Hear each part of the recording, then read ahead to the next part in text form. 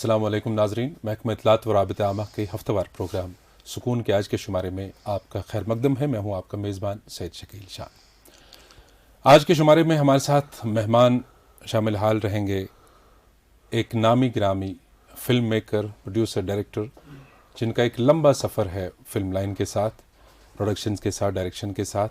हमारे अपने कश्मीर के ये हैं मुश्ताक बाला साहब। मुश्ताक साहब, आपका बहुत बहुत इस्तकबाल हमारे प्रोग्राम में। शुक्रिया, मुझे यहाँ बुलाने का, उसके लिए मैं तहे दिल से आपका शुक्रिया करता हूँ और नाजरीन को मेरी तरफ से मेरा सलाम, प्यार भरा सलाम। बहुत शुक्रिया आपका। तो शुरुआत में आपसे ये ज़रूर जानना चाहेंगे कि जो फिल्म लाइन की तरफ एक झुकाव आपका जवां उम्री से ही रहा है, क्योंकि मैंने कहा कि एक लंबा सफ़र है। जब आपकी पर्सनल ज़ाती ज़िंदगी की तरफ देखते हैं तो बहुत एक लंबा सफ़र आपने गुजारा फिल्म लाइन के साथ। तो क्या तख्लीकी तहरीक, क्या इंस्पिरेशन रही जब आप इस लाइन में आए? असल में यहाँ दूरदर्शन या तब डीडी था, स्टार्ट हुआ यहाँ 70s में जी। तो तभी जाके जो मेरे कंटेम्प्रेरीज हैं उन्होंने स्टार्ट किया। अच्छा। तारिक जावेद साहब है, अशरफ शौल साहब है, तारिक शाह, परवेज़ मसूद, बड़े नाम है हमारे। जी जी जी। तो बेसिकली उन्हीं को देख के अच्छा, आपका भी शौक तो बढ़ा। मुझे भी शौक बढ़ा। वो दिल में तो था ही, किसको नहीं होता है बिल्कुल कि स्क्रीन पे आ जाए। हाँ। खैर तब तो बड़ा स्क्रीन हुआ करता था, छोटा स्क्रीन बहुत ही कम लोगों को देखने को मिलता था, बट जो भी था तो उन दिनों स्क्रीन पे आना एक अपने आप में बड़ी बात होती थी। पैशन, अगर आप एक शॉट में भी आते, एक सीन में भी आते तो आपको लगता था कि हाँ बिल्कुल। तो ये जो हम प्रोडक्शंस, ड्रामा, सीरीज या फिल्म्स जो हैं, इसकी हम बात करें तो पास्ट हिस्ट्री में अगर जाएंगे तो आपको याद होगा शायद आपकी पहली अदाकारी या प्रोडक्शन या डायरेक्शन में कौन सी प्रोडक्शन थी, क्या था वो? देखिए, पहली प्रोडक्शन तो सत्तार अहमद शायद जो अब नहीं रहे हैं जी, उनका लिखा हुआ एक सीरियल है रिश्तों का फरेब। रिश्तों का फरेब। जी जी जी जी। तो वो मेरी पहली प्रोडक्शन थी, उसी से स्टार्ट हुआ। फिर उसके बाद डॉक्यूमेंट्रीज कुछ की। उसके बाद एक बड़ा सीरियल मुझे असाइन किया गया दूरदर्शन अथॉरिटीज़ ने, दैट वाज बंधन। वो पहले 13 एपिसोड का था, फिर उसका एक्सटेंशन मिला, फिक्शन। जी जी। Finally it landed up to 39 episodes. तो वो बना तो था यहाँ डीडी कश्मीर के लिए, डीडी श्रीनगर के लिए। देन वो सराहाया गया, उससे फिर नेशनल हुकअप पे भी देखा। अच्छा, यानी उस मयार का उन लोगों ने उसको अथॉरिटीज ने पाया कि वो नेशनल हुकअप के लिए, बल्कि वो आज की डेट में दूरदर्शन की आर्काइव्स में मौजूद है। अच्छा, बंधन। हाँ, अभी आप कभी भी जब वो पीछे जाते हैं दूरदर्शन वाले तो वो बंधन भी दिखाते थे। आपको याद होगा 3-4 साल पहले उन्होंने एक वो दिखाया था, हम लोग वगैरह, उसी स्लॉट में भी बंधन को में वो भी यानी दिखाया गया था, अच्छे मयार की फहरिस्त में। जी जी जी जी। तो उसके बाद काफ़ी प्रोडक्शंस होती रही। मैंने फिल्म डिवीजन के लिए एक डॉक्यूमेंट्री की on architectural styles of Kashmir. अच्छा। वो भी ठीक ठाक सराही गई। बिल्कुल। बल्कि वो वहाँ फिल्म फेस्टिवल में भी दिखाई गई, फिल्म फेस्टिवल मिफ में, मोमेंट इंटरनेशनल फिल्म फेस्टिवल में वहाँ दिखाई गई। Then IGNC, Indira Gandhi national centre arts, तो वहाँ मुझे एक इम्पॉर्टेंट असाइनमेंट उन्होंने दी, that was research material on Sufiana music of Kashmir. अच्छा, सूफियाना म्यूजिक। जी जी जी। Research material. तो 9 घंटे का रिसर्च मटेरियल उनके लिए बना के उनको दे दिया।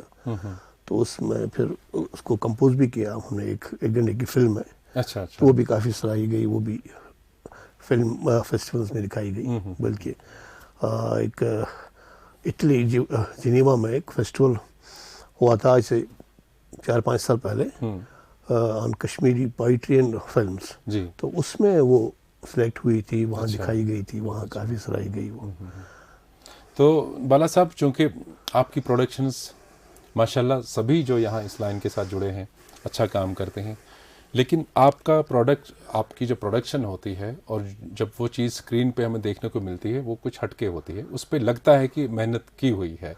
तो क्या बैकग्राउंड में कितनी मेहनत होती है, रिसर्च से लेकर के पोस्ट प्रोडक्शन, बिल्कुल जब तक चीज़ें फिनिश्ड तरीके से फिर आप टेप उनको चलाने के लिए देते हैं, कितना मशक्कत का काम होता है? इसका बेसिक है आपकी what you are telling to people, story line क्या है आपकी।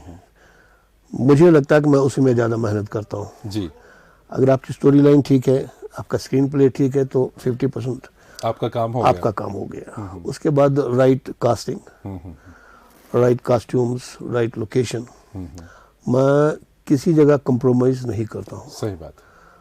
तो साफ नजर आता है आपकी प्रोडक्शन से। तो बाकी जो ओवरऑल ट्रीटमेंट होता है आपकी प्रोडक्शंस में, ओवरऑल ट्रीटमेंट में यही आता है कि वो तो खैर जो टेक्निकल सपोर्ट, हम कैमरे की तरफ आते हैं, एडिटिंग की तरफ आते हैं, उसमें भी जब हम ए ग्रेड के टेक्निकल सपोर्ट ले, टेक्निकल जो भी इन्वॉल्वमेंट है, टेक्निकल एक्सपर्ट्स ले, टेक्निकल सिनेमेटोग्राफर ले, सिनेमेटोग्राफर्स तो वहाँ उनकी भी ग्रेडिंग होती है अलग-अलग। तो मैंने वहाँ कंप्रोमाइज़ नहीं किया, ऑलवेज ए ग्रेड लिए हैं, टेक्नीशियंस लिए। उसका भी एक अच्छा खासा इसमें ये साथ है, उनका साथ अच्छा खासा रहा है अच्छी प्रोडक्शंस बनाने में। बिल्कुल। तो मुश्ताक साहब, चूँकि आपने लोकली यहाँ पे स्टार्ट किया, और जैसा कि आपने अभी कहा कि आपने लोकल नेटवर्क के लिए यहाँ पे बनाया था 13 एपिसोड्स के लिए, फिर इतना सराहा गया उसको कि 39 एपिसोड्स बनाना पड़ा, और वो भी नेशनल शो पे नेशनल हुकअप से फिर टेलीकास्ट कराया गया। तो उसके बाद आपका और भी नेशनल हुकअप्स में कुछ प्रोडक्शंस रही हैं? असल में उसके बाद एक नेशनल टेलीविज़न के लिए एक स्कीम होती है सेल्फ फाइनेंसिंग, जिसमें कि मतलब अपने पैसे से बनाना होता है। वहाँ एक मेरा डेली सोप उसको कहते हैं, ये जिंदगी है गुलशन। माशाल्लाह, बहुत मारूफ और सबके ज़बान से दाम होगा ये जिंदगी। वो डीडी नेशनल के लिए बना था, डीडी नेशनल में टेलीकास्ट हुआ। It was more than 150 episodes. सारा मुंबई में शूट हुआ, बल्कि उसमें फिल्म इंडस्ट्री के काफ़ी लोग, स्टार कास्ट की तरफ आते हैं उसमें क्या? उसमें रज़ा मुराद थे, बनकश धीर, जरीना वहाब, तो ऐसे लोग थे उसमें। और मुंबई में शूट हुआ, फिल्म लाइन के जी, क्योंकि नेशनल के लिए था। उसमें वो आपको वो मार्केट करना पड़ता है। सही बात है। तो जब तक उसमें आपका फिल्म कास्ट, ये स्टार कास्ट ना हो, तो आपकी मार्केटिंग में वो जो प्रोडक्शन थी, जैसे कि आपने कहा सेल्फ फाइनेंसिंग था, तो वो सारा बेयर आपने खुद उसका जो इन्वेस्टमेंट था उस पे इन्वेस्टमेंट था, देन फिर हाँ बिल्कुल, वो तो मिलता ही है, ऑब्वियसली वो तो मिलता है। तो कितने एपिसोड्स आपने बताए? वो 200 एपिसोड का था। 200 एपिसोड का। जी। तो माशाल्लाह बड़ी एक कामयाबी के साथ वो डीडी नेशनल से चला। जी, बल्कि आपने देखा होगा वो काफ़ी बार यहाँ रिपीट हो गया। यहाँ भी रिपीट हुआ, बिल्कुल देखा है जरूर। उसका एक रीज़न था, उसका रीज़न ये था कि उसमें मुस्लिम बैकग्राउंड स्टोरी, उसके स्टोरी में, तो यहाँ के हमारे मुआशरे के साथ कनेक्ट कर गया, वो कर गया। बल्कि डीडी उर्दू वालों ने भी उसको कई बार चला लिया है उन्होंने। तो ये तो आधे घंटे का स्लॉट था, उन्होंने 1 घंटे का स्लॉट बना के खुद ही बना के इसको वहाँ पे भी टेलीकास्ट किया। तो एक अच्छा खासा एक्सपीरियंस रहा होगा आपको फिल्म लाइन में। आप जब एक मुशाहिदा करते हैं कश्मीर में रह के, फिर आप अपने इर्द गिर्द अपने यंगस्टर्स को, या आपसे सीनियर जो आर्टिस्ट हैं, जो बड़े दिग्गज लोग हैं इस दुनिया में, और कुछ नए नव उम्र और जवान साल लोग आर्ट फील्ड की तरफ आते हैं, खा वो अदाकार हों, हिदायतकार हों या पेशकार हों, कोई भी हों, तो आपकी नज़र में कितनी ज़रख़ेज़ियत है इस फील्ड को लेकर के हमारे कश्मीर में? देखिए, एक बात मैं वसूख से कहता हूँ, जो हमारे नए बच्चे आते हैं आजकल इस फील्ड में, वो एक्टिंग हो, प्रोडक्शन हो, डायरेक्शन हो, तो वो मुझे लगता है कि वो फिल्म स्कूल से कुछ लोग हैं, कुछ लोग सेल्फ टॉट होते हैं, बिल्कुल, वो ठीक ठाक काम करते हैं। हमें जब हमने स्टार्ट किया, हमें उस वक्त बहुत दिक्कत का सामना, क्योंकि इनके पास सब है अभी, they get to see many things. तो अगर मुश्ताक बाला साहब एक बड़े प्रोड्यूसर के नाते इस वक्त आपको बोलेंगे कि जब आपने स्ट्रगल की, जब आपने शुरुआत की, आपने फिल्म मेकिंग में कदम रखा इस दुनिया में और आजकल की दुनिया में, कहाँ देखते हैं आप, कितना फ़र्क है? आजकल कंपटीशन ज़्यादा है, नो डाउट, लेकिन जब अगर आप टेक्निकली ठीक ठाक है, अगर आप टैलेंटेड है, तो कोई कमी नहीं है आपको, आपके पास प्लेटफॉर्म्स काफ़ी, कोई रुकावट नहीं है, कोई रोक नहीं सकता। तब तो सोशल प्रॉब्लम भी हुआ करती थी जब हमने स्टार्ट किया, अब तो वो भी नहीं है। बिल्कुल, अब तो आप उसमें काफ़ी कमी आ गई है।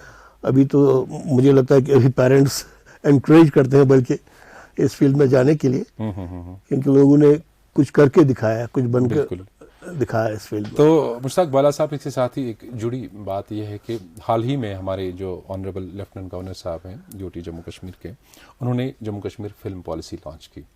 तो यहाँ कई सारे लोगों को हमने मददों किया आज तक, जो फिल्म लाइन प्रोड्यूसर या एक्टर डायरेक्टर रहे हैं, उनसे जब मैंने बात की तो उन्होंने कहा कि काफ़ी सुविधा, काफ़ी सहूलियात उससे हमें मैसर आई, क्योंकि एक सिंगल विंडो सिस्टम के तहत हमें बहुत सारी चीज़ों का जो हुसूल है वो मुमकिन हो जाता है।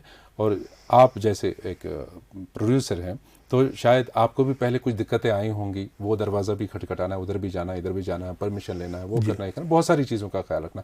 तो कहाँ देखते हैं आपके कितनी सहूलियात इससे नसीब हुई जो जेके फिल्म पॉलिसी लॉन्च हुई? कि ये जो पॉलिसी लॉन्च हुई है अच्छा कदम है, बहुत ही अच्छा कदम है। इट वाज नीडेड, कहीं सालों से यहाँ के लोकल फिल्म मेकर्स की ये डिमांड थी कि यहाँ फिल्म इंडस्ट्री स्टार्ट हो जाए, यहाँ का लोकल सिनेमा स्टार्ट हो जाए।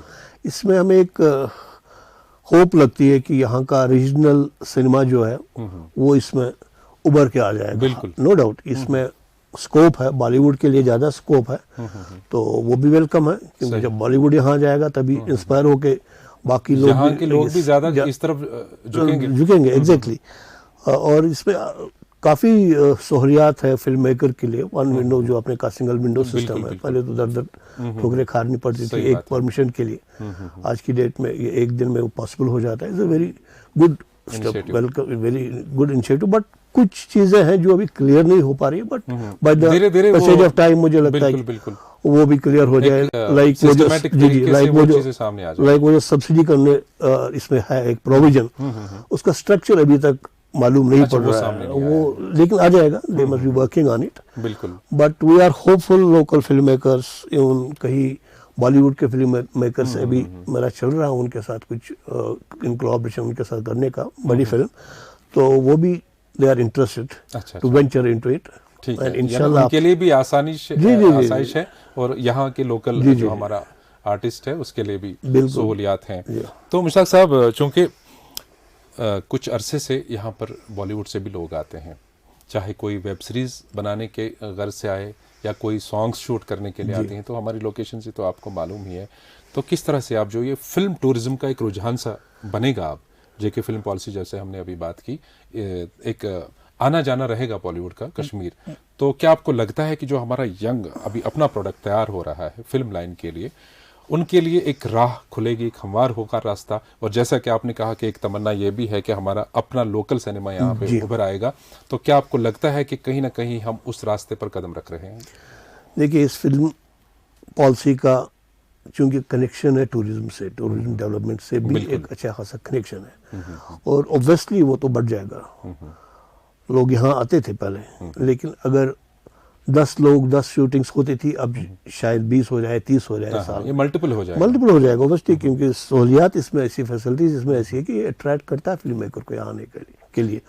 और अदरवाइज भी आपको मालूम है यहाँ कहीं भी आप कैमरा स्टैंड को रखो तो आपका फ्रेम बन जाता है उनके लिए। वो तो एक मुश्ताक बाला साहब, आपकी मतलब जाती ख्वाहिश क्या रहती है? आपने अनगिनत ये अभी तक प्रोडक्शंस की हैं, तो आप मुंबई में भी काफ़ी शूट किया, चाहे वो हालात की वजह से, मौसमों की वजह से या कुछ, लेकिन क्या आपकी दिल्ली ख्वाहिश क्या होती है कि आपका जो प्रोडक्शन है वो कहाँ पे शूट हो, अपने कश्मीर में या कश्मीर से बाहर? कश्मीर में अगर बाहर के लोग यहाँ आते हैं शूट करने के लिए, हमें तो ये प्रिविलेज है कि बिल्कुल हमारा सेटअप यही है, हम यहीं पे हैं। तो क्या आपका जो स्क्रिप्ट से लेकर के स्क्रीन प्ले बाकी चीज़ें होती हैं, उसमें आप ये प्रोविजन रखते हैं कि ये चीज़ें कश्मीर के माहौल के लिए हम रखें ताकि यहाँ पे शूट हो, कि ये एक सेकेंडरी थॉट होता है? नहीं, सेकेंडरी थॉट कभी नहीं रहेगा, क्योंकि ये एनहेंस करता है आपके जो भी आउटपुट जो है, एनहेंस करता है। बिल्कुल। और मैं एक इसमें जो फिल्म पॉलिसी है, एक चीज़ मैं चाहूँगा जो कि अभी इसमें नहीं इंक्लूड हुआ है, कि जो OTT प्लेटफॉर्म अगर जो जेके यूटी इसमें वो इंक्लूड करे, अपने OTT प्लेटफॉर्म स्टार्ट करे, उससे क्या होगा कि जो हमारे अपने यहाँ लोकल फिल्म मेकर्स हैं, उनका अगर कुछ प्रोडक्ट बनता है तो उस पे वो स्क्रीनिंग का उनको एक चांस मिलेगा। नो डाउट OTT प्लेटफॉर्म्स है, लेकिन जो यहाँ लोकल होगा, रीजनल ये होगा, उसमें उनको उस पे फिल्में दिखाने के लिए ज़्यादा प्रॉब्लम नहीं होगी। तो एक बारी उस पे वो आ गए, फिर वो आगे नेशनल इंटरनेशनल प्लेटफॉर्म पे भी जा सकते हैं। हम यही उम्मीद करेंगे कि हमारे अरबाब इक़्तिदार इस वक्त प्रोग्राम देख रहे होंगे, तो जो भी कुछ अमेंडमेंट्स की ज़रूरत है या कुछ मशवरे एक्सपर्ट्स से लेने की ज़रूरत है, तो उन्होंने भी प्रोविज़न रखा कि ज़रूर इसमें जब जब भी ज़रूरत होगी सहूलियात बांटने के लिए, तो हमारा लोकल जो यहाँ का आर्टिस्ट है या प्रोड्यूसर है, लाइन प्रोड्यूसर, वो सामने आके वो चीज़ डिस्कस कर सकते हैं। तो हमें लगता है कि अनकरीब ये जो Jammu Kashmir film policy launch हुई है, ये एक रास्ता बनाएगा हमारे यंगस्टर्स को आगे आने के लिए, और अनकरीब वो भी वक्त आएगा जब यहाँ का अपना लोकल सिनेमा भी उभरेगा। खैर मुश्ताक बाला साहब, आपने आज कीमती वक्त निकाला और हमारे प्रोग्राम की जीनत बने, आपका बहुत बहुत शुक्रिया। हम अपने नाज़रीन को बताना चाहेंगे कि हमारे सारे एपिसोड्स और आज का एपिसोड भी आप देख सकते हैं सोशल मीडिया प्लेटफॉर्म पर, जो हमारा ऑफिशियल फेसबुक पेज है जेके इन्फॉर्मेशन के नाम से। इसी तरह से हमारी यूट्यूब चैनल है DIPR-JK, और ट्विटर हैंडल हमारा है @DIPR-JK। अपनी राय से हमें नवाजिएगा, कुछ तजावीज़ होंगे आपके पास वो भी ज़रूर भेज दीजिएगा, हमें आपके फीडबैक का इंतज़ार रहेगा। मुश्ताक बाला साहब, आपका बहुत बहुत शुक्रिया, और नाज़रीन आपका भी शुक्रिया। दीजिए इजाज़त, खुदा हाफिज़।